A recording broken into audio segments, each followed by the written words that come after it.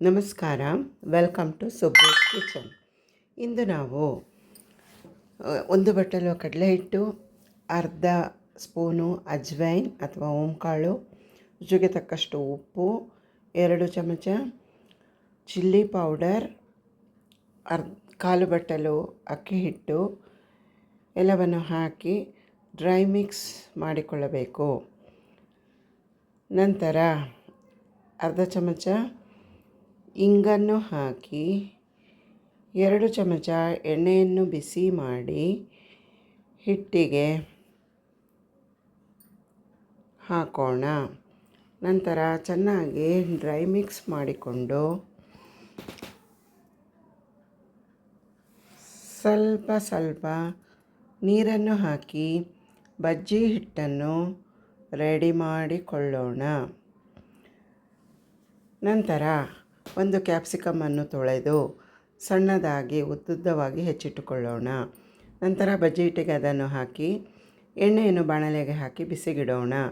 ಎಣ್ಣೆ ಬಿಸಿಯಾದ ನಂತರ ಒಂದೊಂದು ಕ್ಯಾಪ್ಸಿಕಮನ್ನು ಬಜ್ಜಿ ಹಿಟ್ಟಿನೊಳಗೆ ಅದ್ದಿ ಎಣ್ಣೆಯಲ್ಲಿ ಬಿಟ್ಟು 2 ಬದಿಯಲ್ಲೂ ಚೆನ್ನಾಗಿ ಗರಿಯಾಗಿ ಕರೆದುಕೊಳ್ಳೋಣ.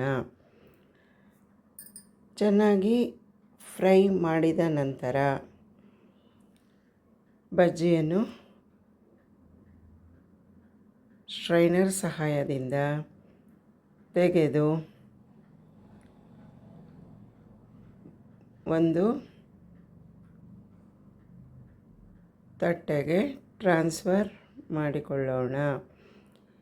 ಹೀಗೆ ಎಲ್ಲ ಕ್ಯಾಪ್ಸಿಕಮ್ ಬಜ್ಜಿಗಳನ್ನು ಕರೆದ ನಂತರ ಒಂದು ಆಲೂಗಡ್ಡೆಯನ್ನು ತೊಳೆದು ಸ್ಲೈಸ್ ಮಾಡಿಕೊಂಡು ಅದನ್ನು ಬಜ್ಜಿ ಹಿಟ್ಟಿನೊಳಗೆ ಹಾಕಿ ಅದನ್ನು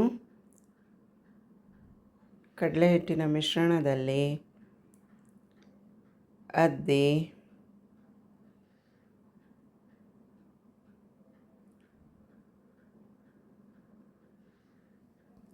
ಎಣ್ಣೆಗೆ ಹಾಕಿ ಚೆನ್ನಾಗಿ ಕರೆದುಕೊಳ್ಳೋಣ. ಉರಿಯನ್ನು ಮೀಡಿಯಮ್ಮಲ್ಲಿ ಇಟ್ಟುಕೊಂಡು ಕರಿಯಬೇಕು, ಇಲ್ಲದಿದ್ದರೆ ಒಳಗಡೆ ಆಲೂಗಡ್ಡೆ ಬೇಯುವುದಿಲ್ಲ.